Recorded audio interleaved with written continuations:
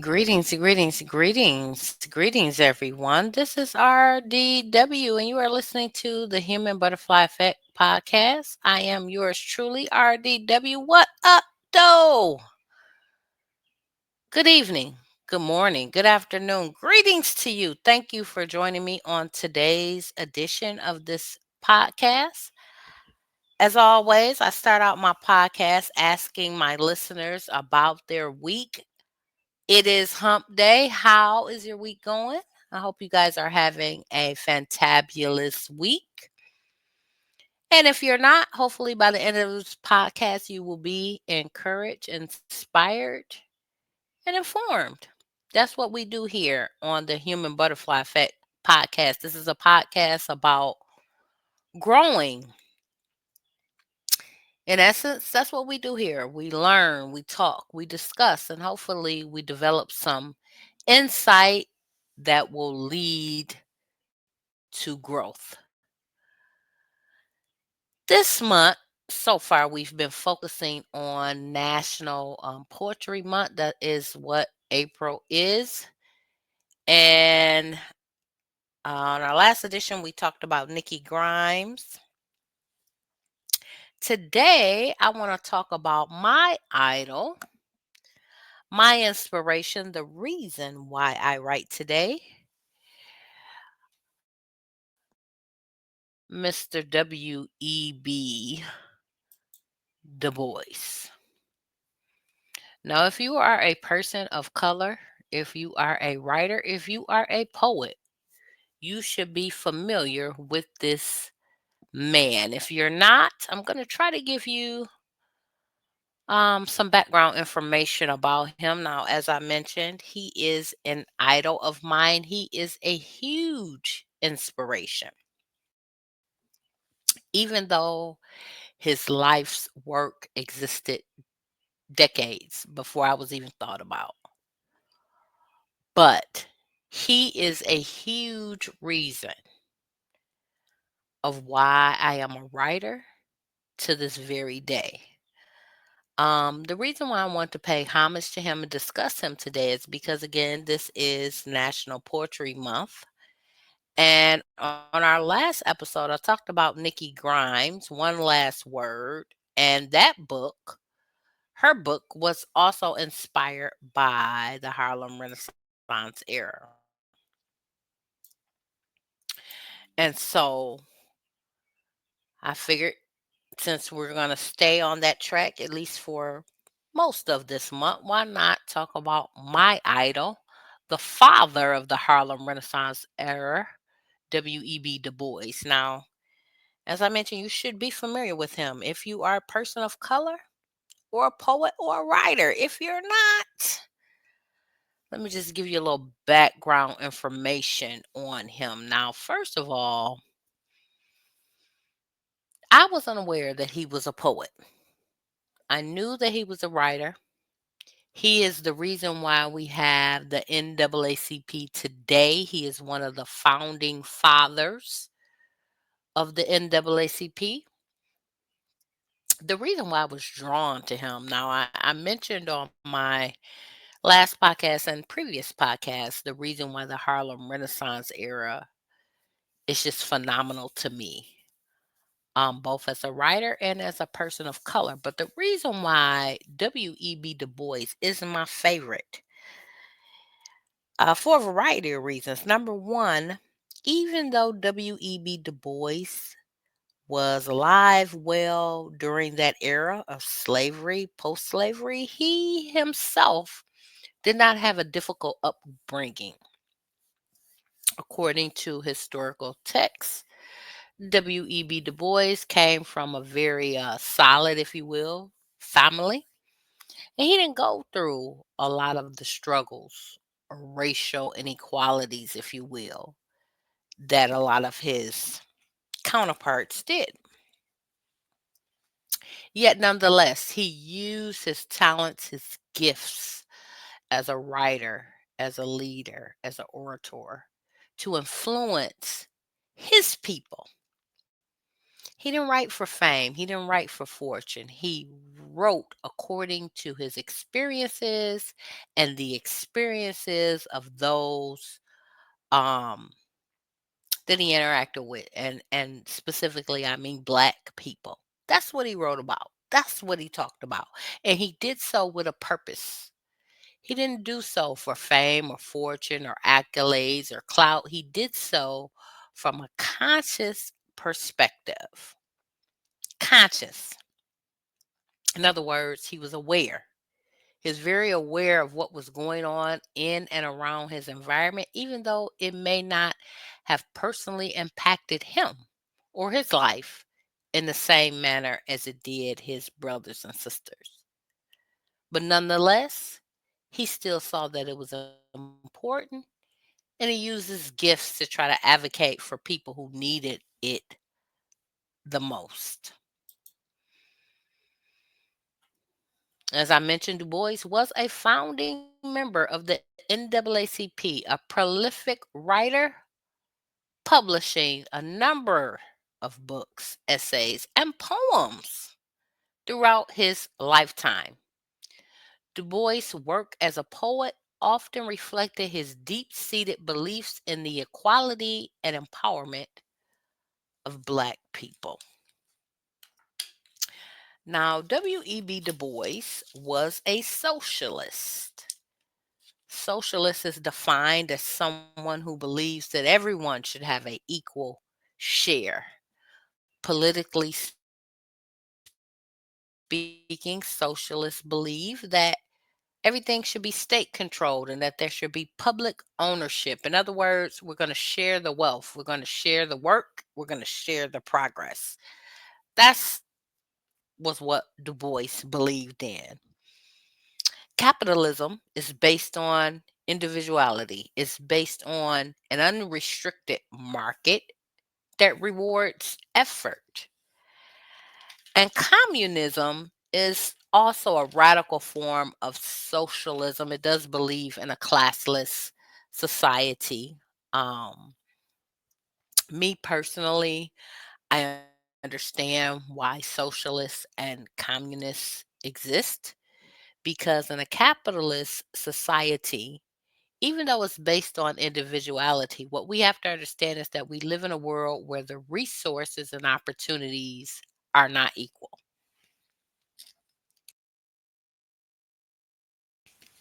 So if it was just about hard work and doing your best effort and doing your part, capitalism would be effective. The problem is, as I mentioned, all of us don't have the same opportunities or resources. That's just the way it is. And it's unfortunate that even in 2025, a lot of us think that we're on an even playing field. We are not. And so I believe that's why W.E.B. Du Bois was a socialist because he believed in equality, not just for black people, but for everyone.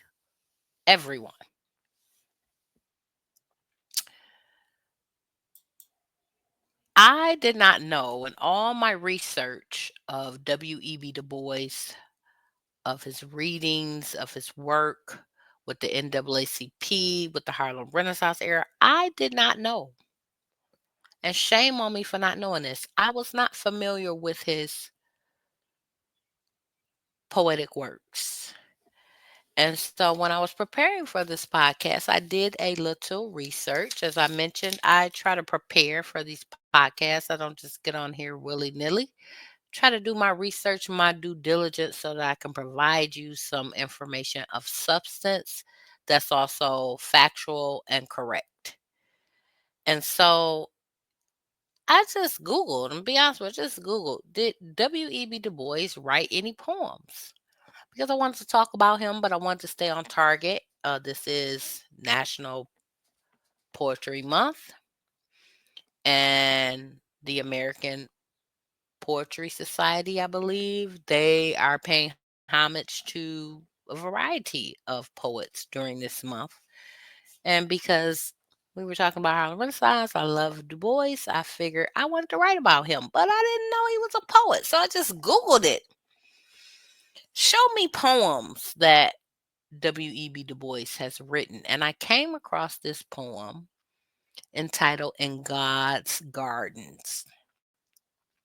This poem was released or at least published in The Crisis back in 1912. So this poem is over 100 years old. And yet I think it's still relevant. That's one of the things I appreciated about W.E.B. Du Bois is that he seemed like he was ahead of his time. In fact, I want to show you something before I read this poem. I know we're doing Poetry Month, but I want to talk a little bit about some works that W.E.B. Du Bois has done. And I want to see if you guys recognize this book. Let me see if I can find it while I'm talking to you guys. I know I probably should have had this together, but as I was talking about him, I said, let me see if I can show you guys this book. So, the book that I'm referring to is called The Souls of Black Folk. That's what it's called. The Souls of Black Folk. And this book, and I do apologize, you guys, because wasn't gonna talk about this book, but so I didn't have it ready. So apologize. We're gonna come back to this poem. I want to show you. I'm gonna take the banner down so you can see this book. This is The Souls of Black Folk. Now, this book was written eons ago, and it shows you just how ahead of the time, ahead of the curve that W.E.B. Du Bois was. Because even though this is hundreds of years old, it's still relevant today. It's one of my favorite pieces of work by Du Bois. If you haven't read it or heard of it, I encourage you to try to do your due diligence and read it. I mean, it really does talk about the essence of Black people, what we believe, what we stand on, our values, and more importantly, what has influenced it. Again, Du Bois was ahead of his time, and he was very aware not only of his own experiences, but what was going on in and around his community. And that's something that's not to be taken lightly. Because it shows he was paying attention. And now in 2025, we live in an era, regardless of your race, regardless of your background, regardless of your political affiliations, we live in a world where people don't really pay attention. We live in a world where storytelling, even though it's very paramount, we dismiss it.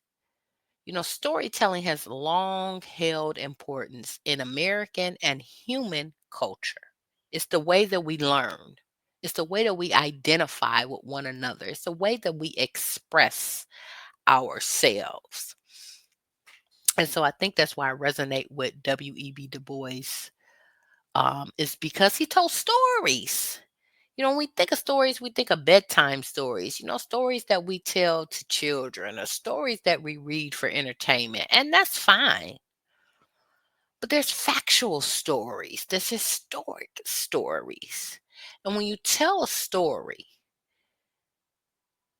it's more likely to be a memorable lesson versus than just telling someone some information. And again, that's what I appreciate about W.E.B. Du Bois, because to me, he was not only an excellent writer, but he knew how to communicate with the people who needed to hear it the most. He did not underestimate his ability to be effective, just as a Black man who was living in that era, even though his personal experiences, was very different from the people that he supported. And I think that's a testament to his character and his service as a human being. So, again, I just resonate with him. He is my idol, even though, like I said, he was on and popping before I was even thought about, before my parents were even thought about. But that just shows you the power and the legacy. A lot of us we underestimate our potential and our influence in everyday lives. You don't have to have a title or a particular job or a particular status to be effective. All you have to do is have a will and be organic as it relates to your gifts. Everybody's not a writer. Some of us are singers, we're artists, we're researchers, we're scientists, we're musicians. I mean, we can go down the list. All of us have something. All of us have a natural gift and ability. But what are you doing with it? Your gifts weren't given to you for yourself. I hear people say you shouldn't use people. Yes, you should. We have to think about the meaning of the words that we say. We were put here to be used. We were not put here to be misused. In other words, your gifts are to be used just like a tool, just like you pick up a pen or pick up a hammer or pick up a screwdriver. They help you do things. And we, as human beings, we're supposed to help each other too. And so, again, that's why I am influenced and why I idolize W.E.B. Du Bois out of all of the Harlem Renaissance writers. So we're going to go back to this poem. Again, it's called In God's Gardens. What's interesting about the title of this poem is that the word garden is plural. So I suppose he thought that God had more than one garden. Interesting. Just going to read this poem. And as I'm reading the poem, I want you to just focus on the words. I read this poem a few times and the imagery. Just the words create such a vivid imagery. That tells you the effectiveness, the focus of the storyteller. When we tell stories, people should be able to see what we're saying. Why? Because it resonates with them and makes it relatable and it also makes it memorable. So just think about the words that are used, the symbolism, the imagery that comes from these words from this poem. Again, this is called In God's Gardens. This is by W.E.B. Du Bois. It's from The Crisis back in 1912. Oh, Miss Blown, lily of the north, a bending southward in thy bloom, and bringing beauty silver sown. O fair white lily, bowing low above the dream-swept poppy mouth, at heart the black and crimson south. Why doest thou fear? Why doest thou fear? Lo! Since it sleeps sown subtle breath, where will impassionate whirl above, all lingering, luring love of love, all perfume born of Tao and death. Cold ghost, wreath lily of the north, where once thy dawning darkens there. Come then with sunlight sifted hair, and seek the haunting heaven of night, where, over moon mad shadows whirled, the star tan mists and swath of the sky, in fantasy to dream and die, a wild sweet wedding of the world. Again, that was the poem called In God's Gardens. And seems like he's painting a picture of beauty and death, of hope and of fear, of progress and of pain. In God's gardens. Interesting that this was written back in 1912. Just the wording of this poem. I mean, does it really seem like this was written over 100 years ago. I just really am humbled and honored and inspired by this man, W.E.B. Du Bois. I want to share a story, and it really didn't impact me then as much as it does now. You guys know I always tell you to read my website, and I know y'all don't even go to my website. So I'm going to share some information that's on my website. Maybe it will encourage you to check me out. Now, years ago, I won an award. It was presented to me by Layla Ali, that is the daughter of the great Muhammad Ali. And I won this award for an essay contest that I participated in that was sponsored by the NAACP as well as Ford Motor Company. Now, I'm be honest, someone at my church told me about the contest. They knew I was a writer. I wrote and I won. I placed second out of hundreds. I don't know how many applicants, but it was at least hundreds, maybe thousands. I don't know how many people participated. But I placed second and I won a sizable monetary award for my writing. And even though I went through that and I was grateful and I was honored to win, it wasn't until years later when I written my first book that I really trying to drew the connection between W.E.B. Du Bois, the Harlem Renaissance era, and the NAACP. So it's kind of ironic that these are my idols and that I really appreciate this era in history. Um, and I myself was a recipient from the NAACP. So it just kind of all lines up. It just kind of shows you how everything works together, for a singular purpose. Sometimes we don't always understand what we go through or what others go through, but in the end, it begins to make sense. It's almost like pieces of a puzzle. When you're putting together a puzzle, you don't always see the full picture.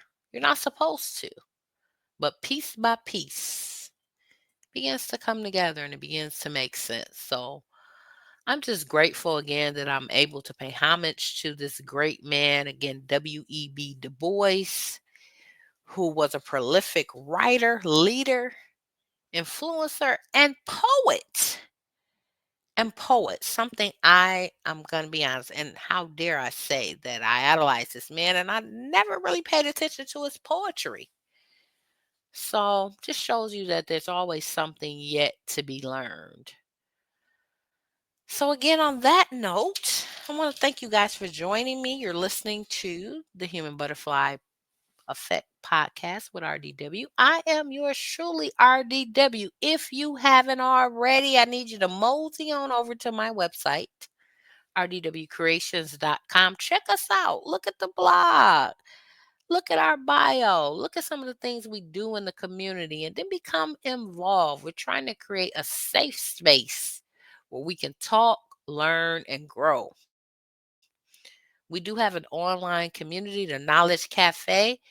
I invite you all to sign up. It is free to sign up. All you need is an email address. And that's where I post my updates, my blogs, anything that's up going with me in terms of the community or advocacy or a new book. Anything you want to know about RDW Creations or me, RDW, should head on over there. We also have um, community information, jobs. A lot of it is centered here in Michigan because that's where we are, but not all of it is dedicated to the state. There's something for everyone on our website. All you got to do is take your fingers on over there and look. Again, our website is rdwcreations.com. Check us out. Take 5 minutes. You might find something you enjoy and share us. Share us, please. Share us with a friend. Tell a friend about us. Talk about it with your tribe. What are some poets that you all idolize? In fact, are you even influenced by poetry? Why or why not? What role does the written word play in your life? And if it doesn't play a role, why? Without the written word, history is lost. When technology fails, and I'm an IT person, 20 plus years, I'm going to tell you one day it's all going to fall down, all of it. And if we don't have anything written down, if the written word never existed, we didn't have any stories to tell one another, what then would be left of us? What will be left of society? What will we have to be inspired by or to grow on without these things? Don't take it for granted because the world hasn't always been the way it is today. Don't take it for granted. Don't take your freedoms, your resources, your opportunities for granted because it could change in an instant. And then what? We got plenty of time to play. I know a lot of us, we want to tune out. We don't want to learn them. We want to go on and have fun. And nothing's wrong with that because sometimes you need that. You need to reset. You need to have fun experiences. Absolutely. But don't take for granted your ability to learn and to gather information or to always commune with your brothers and your sisters and your tribe to share stories. Don't take that for naught. Because in a blink of the eye, it might be gone. And then what? What you gonna do for a Klondike bar, huh? Y'all know I'm silly. Thank you for listening. You guys have a fantabulous week. I'll see you next time. Bye bye.